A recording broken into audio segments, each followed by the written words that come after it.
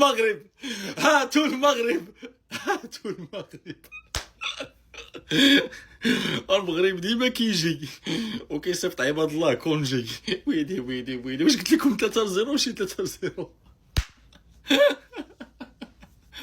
برافو برافو برافو المغاربه، برافو المغاربه.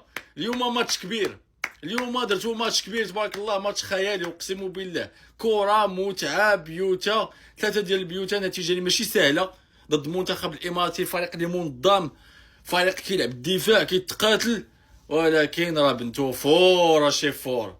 ديما مغرب، ديما مغرب. شنو بغيتو؟ شكون قال عاوتاني؟ شكون؟ الحمد لله ديما حنا كندوزو الاولين، ديما حنا كندوزو الاولين وكنخليو عباد الله كيتقاتلوا باش يواجهوا المنتخب الوطني المغربي. شكون قال عاوتاني؟ كاين شي هاتو مغرب عاوتاني؟ اليوم راه ماشي ربحنا غير الامارات، اليوم ربحنا شي 6 ديال الدول، والله الا ربحنا اليوم شي 6 ديال الدول في ضربه. ها البرازيل، ها الارجنتين، ها الكوت ديفوار، ها صربيا، ها المغرب. المغرب إلى نهائي كأس العرب. نعم يا جماعة الخير، بعد الفوز على المنتخب الإماراتي 3-0. اي والله 3-0. طبعا مو مباراة سهلة، لا كانت مباراة صعبة، كانت مباراة يعني فيها مجريات إماراتية مجريات مغربية كانت، لكن آخر 5 دقائق تقريبا أو آخر بعد الدقيقة 80 دخل هذا الرجل، هذا المهاجم، وصنع الهدف الثاني وسجل الهدف الثالث، غير المباراة ب10 دقائق وحسم المباراة وريح المنتخب المغربي اللي كان بياخذ التعادل. بصراحة الإمارات بكل أمانة كان ضاغط، ممكن بهدف واحد بلنتي بأيا كان يجي هدف التعادل وتصعب المباراة، لكن عبد الرزاق حمد الله أنهى المباراة بأثناء دخوله، ما دخل غير 12 دقيقة تقريبا، وساهم بهدفين، سجل وصنع. هذا اللاعب استثنائي بكل أمانة، غاب المباراة الماضية بسبب الطرد، واليوم عاد وكان دكة ودخل وسجل أو ساهم بهدفين. وكذا المنتخب المغربي راح ينتظر الفائز من المنتخب السعودية والأردن عشان يقابله في النهائي يوم الخميس القادم. مباراة كبيرة، مباراة منتظرة، المغرب طرف فيها الآن، مباراة الأردن أو السعودية راح يكون واحد منهم الطرف الثاني، ويكون النهائي كبير وتاريخي بكل أمانة. منتظرين هذه المباراة العظيمة والتاريخية. الأهداف وكل التفاصيل من تشكيله وتعليقات كلها في البرنامج الأصفر، اسمي بالعربي هناك بتحصلون، شوف الترتيب هناك، وحياكم الله تشرفون، في أمان الله. آجل ورسميا المغرب إلى نهائي كأس العرب. مبروك يا مغاربة. الهدف الثاني صناعة روشنية، صناعة حمد الله الشباب الاتحاد، وتسجيل مهدي والتعاون. مبروك يا مغرب، مبروك يا مغاربة. تاريخ يكتب في استاد لوسيل يوم الخميس. بحلم بيك. المغرب ينتظر السعودية أم الأردن. نجمة ثانية يا أسود الأطلس. ألف ألف مبروك، تأهل مستحق. تخيل هذا المغرب بالصف الثالث وليس الأول ولا الثاني. هذا المغرب اللي نقول أيوة هو اللي يلعب صدق. مبروك إخواني المغاربة، لا تنسى الإضافة. السلام عليكم ورحمة الله وبركاته. اللهم صل على سيدنا محمد. يا زلمة المنتخب المغربي يا معلم هذا منتخب كوكب نميك، منتخب السياجين، منتخب أبطال الديجيتال، منتخب الأبطال الخارقين يا ولد. بجميع السنين، بجميع السنين يا معلم كذابين، ولاد صغار كبار شيخوخة نساء يا معلم، يا سيدي العزيز يا معلم، شو اسمه فضائيين، بكل أنواع الكائنات الحية يا رجل، قطاعات. شو هذا يا زلمة؟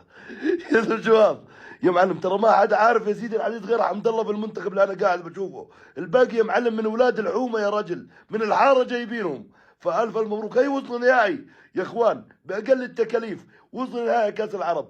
الف الف مبروك للمغرب، وهارد لك الشعب الاماراتي، والله يسترها معانا اليوم يا معلم قدام السعوديه. المغرب الى نهائي كأس العرب. نعم بعد مباراة كبيرة وبعد الفوز على الامارات. المتألق حمد الله دخل كبديل وصنع الهدف الثاني وسجل الهدف الثالث وقضى المباراة. المغرب منذ بداية البطولة وهو احد افضل المنتخبات واحد ابرز المرشحين للفوز بالبطولة، وبعد قليل راح نعرف من سيكون خصم المغرب في النهائي، هل هو السعودية ام الاردن. الف مبروك للمغرب وهارد لك الامارات، ودعمنا بالمتابعة. يا ساتر، المغرب تفوز 3-0 على الامارات في نصف نهائي كاس العرب وتنقذ سمعه الكره الافريقيه، وكذا المغرب رسميا تروح الى نهائي كاس العرب وتنتظر السعوديه او الاردن. بس للامانه اليوم المنتخب المغربي ضد الامارات شفناه بشكل مرعب صراحه، من اول دقيقه هم مستحوذين شايتين مسوين ضغط كل حاجه. الساطع عبد الرزاق حمد الله هو اللي تسبب بهدفين للمنتخب المغربي اول ما نزل، صنع الهدف الاول زي ما انتم شايفين، يسجل الهدف الثالث يا اخوان. الله يا الساطع يا حمد الله يا مجنون. لا تنسى تدق الفولو لاننا جايين لكم يا مغاربه في نصف النهائي، فخليكم جاهزين. يعني بس سؤال لمنظمين بطولة كأس العرب، انت من تيجي تخلي لي المنتخب المغربي بهاي البطولة، انت تدري شنو يعني؟ انت حرقت الفيلم من بدايته، لان نعرف منو البطل راح يكون بالاخير، المنتخب المغربي. المنتخب المغربي فاز على المنتخب الاماراتي بثلاثية نظيفة وتأهل الى النهائي. مبروك ديما مغرب. يعني ايش تتوقع؟ جايين بالفئة الثالثة، ما ادري جايين حصة تدريبية، ما ادري هل هو عندهم معسكر تدريبي بهالبطولة، لو هي بطولة تنافسية. عافية والله عافية المغرب، والله صباح صراحة يا اخي. البطولة اللي هم بيها الموجودين بيها تشوف رتم البطولة على مستوى عالي، فمبروك يا المغرب. بس انتم شياطين بكرة القدم، قسما بالله ما اعرف بالمنتخب المغربي هذا الا عبد الرزاق حمد الله اللي هو اصلا كان احتياط. يا الله هارد لك للمنتخب الاماراتي، معوضين خير حبايبنا الامارات. بس المغرب عفاريت كرة القدم، بسم الله ما شاء الله ما شاء الله على هذا اللعب وعلى بناء الهجمة. يسجل يمتى ما يريد، يهجم يمتى ما يريد، على مزاج المغربي. يا الله ألف ألف مبروك للمغاربة. هارد لك للشعب الاماراتي وديما مغرب مبروك اهل المغرب على النهائي، وهارد لك للمنتخب الاماراتي، انت وصلت اماراتي على النص نهائي، هيدا شيء كبير وبرفع راسك، رفع راسك، انت طلعت الجزائر وطلعت رفع راسك، بس مبروك للمنتخب المغربي، بيستاهل 100% يروح على النهائي.